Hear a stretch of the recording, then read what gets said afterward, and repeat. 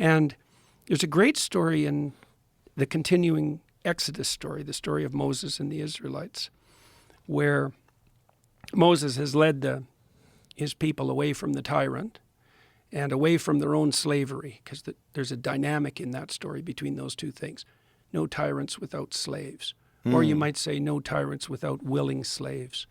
And so the Israelites have to get away from the tyrant, but then it's across the Red Sea of chaos and blood and into the desert for 40 years.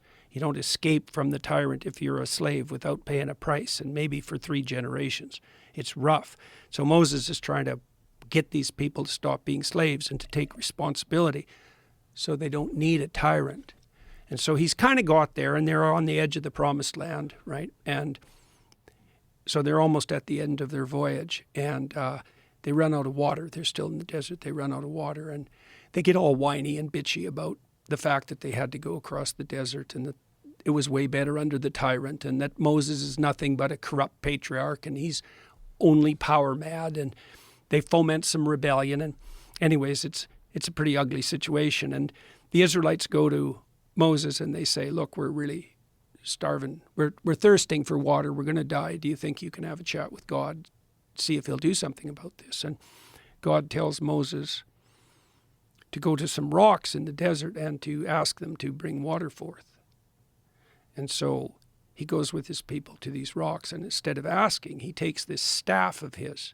This staff is a really important thing. It's like your staff if you have an organization, same derivation. But it's also the magic wand of Gandalf. It's the flag you plant in new territory. It's the tree of life. It's the living tradition that has a spirit inside it, and that's a serpent, and that's the serpent that eats all the serpents of the Egyptian tyrants, magicians. That's the staff. It's his rod of his authority. And he, instead of asking the rocks, he hits them twice with the staff. So he forces them. And God tells him that in consequence of that, number 1, he's going to die. And number 2, he's not going to get to the promised land.